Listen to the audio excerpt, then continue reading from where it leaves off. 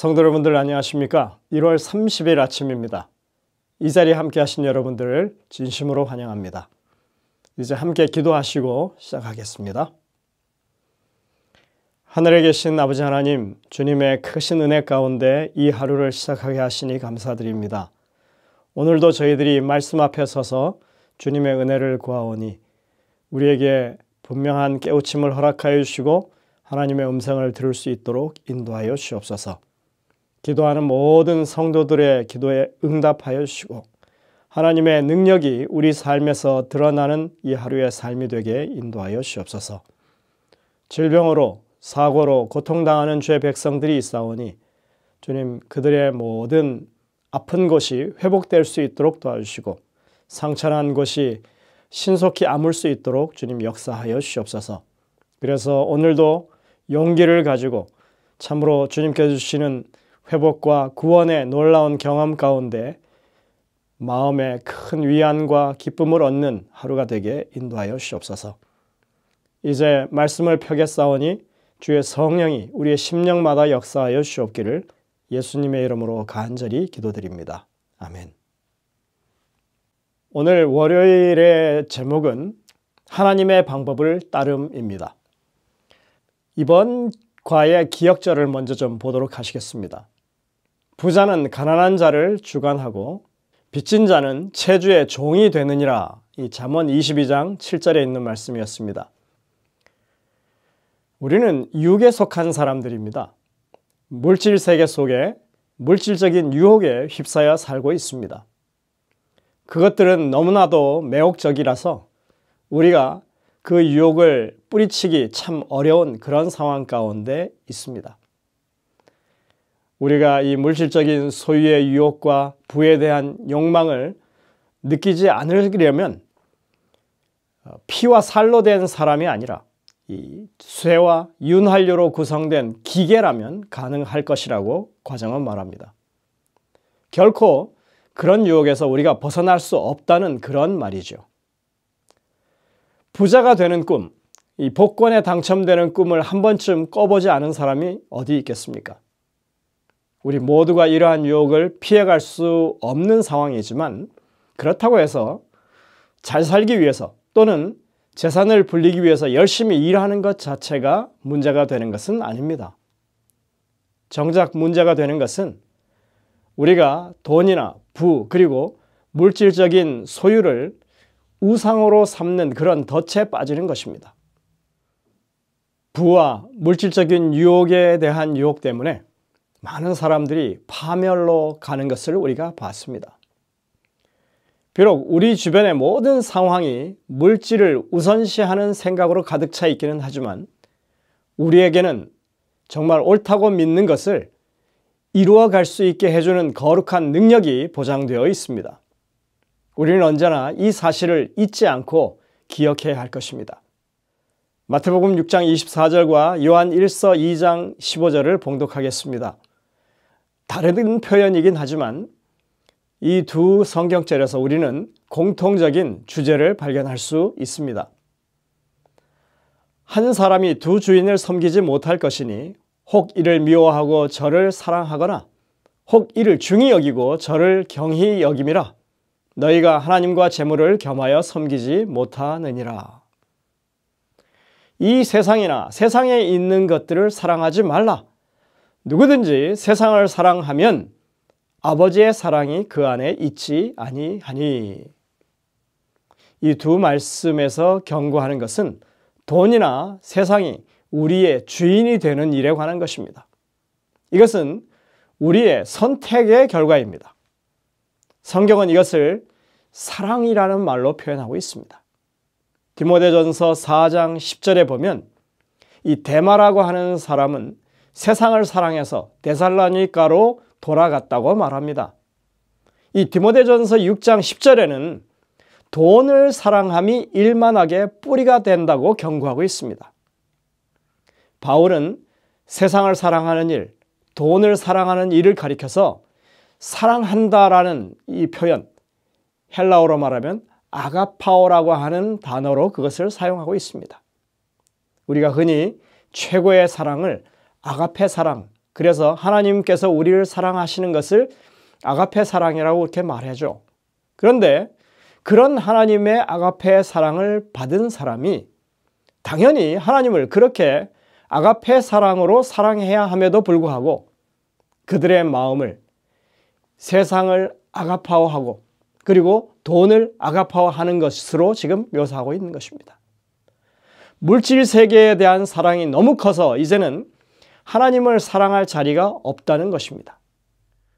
하나님보다 더 사랑하는 것이죠. 그래서 그들은 이 물질적인 풍요와 물질에 대한 사랑을 충족시키기 위해서 빚을 지기까지 하는 것입니다. 그러나 분명한 것은 설령 그렇게 한다 하더라도 사람들은 결코 만족하지 못한다고 하는 것입니다. 그래서 전도서 5장 10절에는 이렇게 말합니다.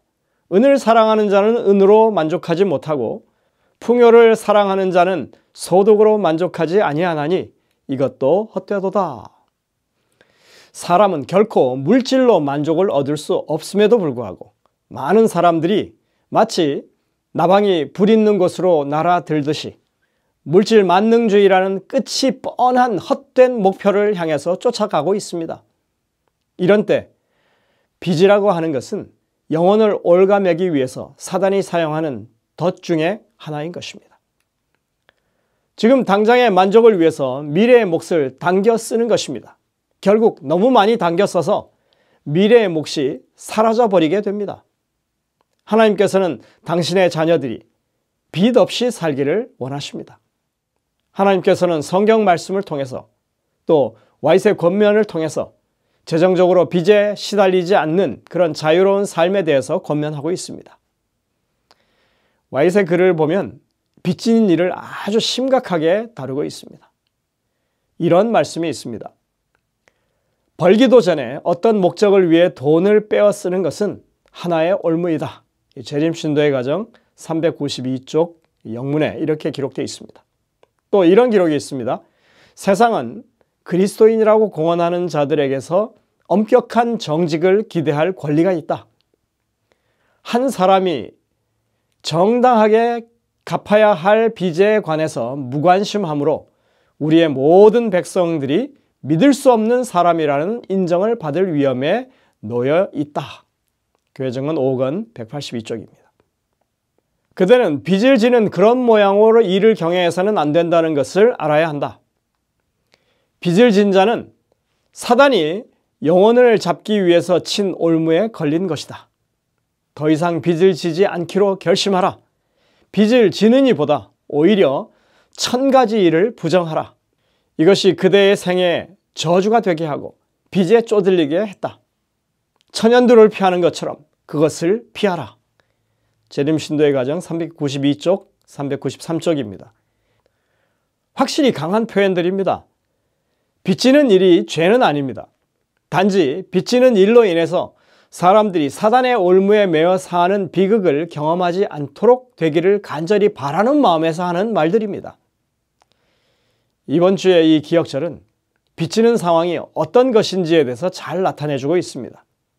부자는 가난한 자를 주관하고 빚지는 자는 채주의 종이 된다 이렇게 말씀합니다. 부자는 가난한 자를 주관한다고 하죠. 여기서 주관한다는 히브리 말은 마샬입니다. 영의 마샬이 여기서 온 것 같습니다. 미국에서 마샬은 연방법원의 법집행관입니다. 사법경찰을 가르치죠. 법에 준해서 법집행을 하는 사람인 것입니다. 세상에서는 돈이 권력입니다. 가진 자는 그렇지 못한 자 위에 군림하는 것입니다. 빚진 자는 채주의 종이 된다는 이 말의 뜻이 바로 그런 것입니다. 이 말씀은 간단한 대꾸법을 통해서 동일한 내용을 지금 반복하고 있습니다. 빚지는 일이 얼마나 사람을 구속하는지 그것을 주관한다고 얘기하고 그리고 종이 된다는 이런 말로 강조하고 있는 것입니다. 창세기 1장에 보면 해가 낮을 주관하고 달이 밤을 주관한다고 말씀하고 있는데 이 동일한 단어가 쓰이고 있습니다. 낮과 밤에 있어서 해와 달은 절대적인 존재나 마찬가지죠.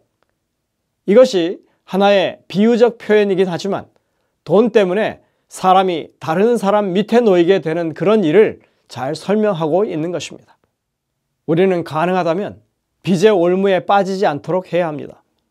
그렇게 살아갈 수 있도록 하나님의 지혜와 도우심을 구하시는 우리들이 되었으면 좋겠습니다. 영감의 교훈에 보면 이렇게 말합니다. 그대의 은혜의 기간이 오늘 끝이 난다면 그대 생애의 기록은 어떠하겠는가? 그대가 벌어놓은 돈은 한 푼이라도 갖고 갈 수 없다. 모든 불의한 행실의 저주가 그대를 뒤따를 것이다.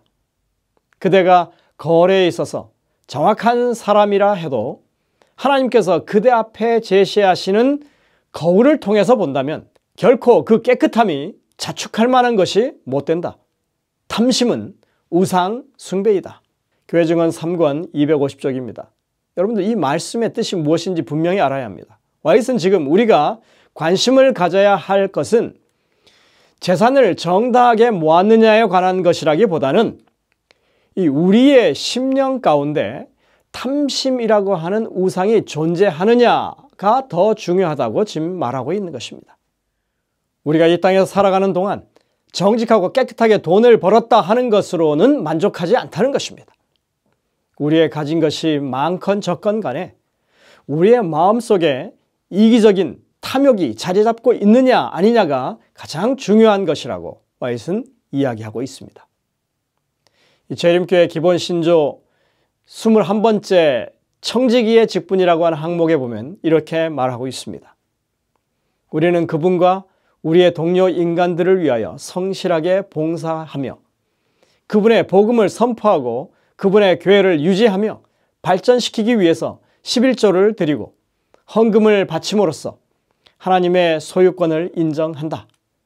청지기 직분은 자애로운 품성을 개발하고 이기심과 탐욕을 극복하도록 하기 위해서 하나님께서 우리에게 주신 특권이다. 하나님께서 우리에게 11조와 헌금을 드리라고 하시는 이유는 우리의 마음속에 깊숙이 자리 잡고 있는 탐심과 이기심을 극복하도록 마련해 주신 실제적인 경건의 훈련의 제도라고 말하고 있습니다.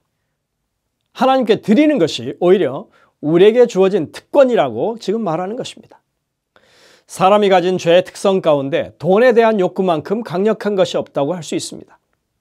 그러니 자칫 잘못하면 우리를 패망으로 이끌고 갈 탐심을 억제하도록 그런 의무를 부여해 주신 것은 우리에게 허락하신 특권이 아닐 수 없는 것입니다.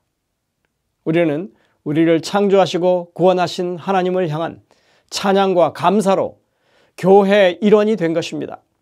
침례서약 9번째 항목에 보면 다음과 같은 질문이 있었죠. 그대는 교회의 조직을 시인하며 11금과 헌금과 개인적인 노력과 감화로서 하나님께 경배하고 교회를 돕기를 원하는가? 우리는 이 침례서약의 그 질문에 대해서 네라고 대답한 사람들입니다. 오늘 우리는 그 결심에 대해서 다시 한번 돌이켜보고 우리가 과연 그렇게 서약한 대로 충실하게 생활해 왔는지 돌아보는 오늘 하루가 되었으면 좋겠습니다.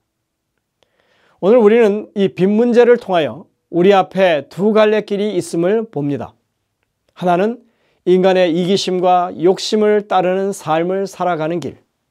또 하나의 길은 하나님 앞에 성실한 청지기로서 이기심과 탐심을 억제하는 실제적인 방법을 실천하며 살아가는 길.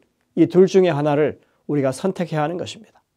전자는 결국 사단의 올무에 빠져 패망하는 길이고 후자는 하나님의 선하신 인도하심을 쫓아가는 길입니다.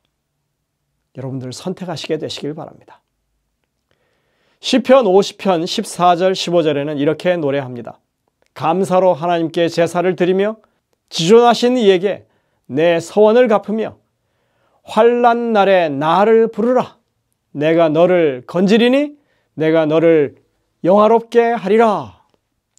여러분들 이 약속은 우리가 침례받을 때 하나님의 사업을 위해서 우리가 그렇게 헌신하겠습니다 했던 그 약속을 성실히 이행하는 사람들에게 주어진 약속입니다. 돈이 지배하는 세상입니다. 탐욕과 이기심이 유리한 세상입니다. 이런 세상에서 정직과 성실로 헌신과 믿음으로 사는 모든 주의 백성들에게 하나님의 보호하심의 강력한 성벽이 둘러 진쳐져 있다고 하는 것을 확신하는 오늘 하루의 삶이 되시기를 간절히 바라면서 말씀을 줄이겠습니다. 기도하시겠습니다. 하늘에 계신 아버지 하나님, 우리가 이 험한 세상에서, 죄악이 판치는 세상에서 하나님의 백성으로 산다고 하는 것은 하나님의 방법을 따를 때에만 가능하다고 하는 것을 분명하게 깨우쳐 주시니 감사드립니다. 우리가 어떤 형편에 있든지 하나님의 백성답게 하나님의 명령에 순종하며 살기로 결심하게 인도하여 주시옵소서.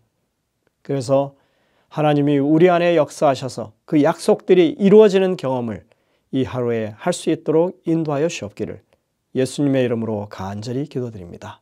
아멘. 네, 여러분들 오늘도 주신 말씀들을 깊이 묵상하면서 주님의 음성을 듣게 되시기를 바랍니다. 이제 여러분들의 개인의 기도 시간을 갖도록 하겠습니다. 저희들은 내일 다시 뵙겠습니다.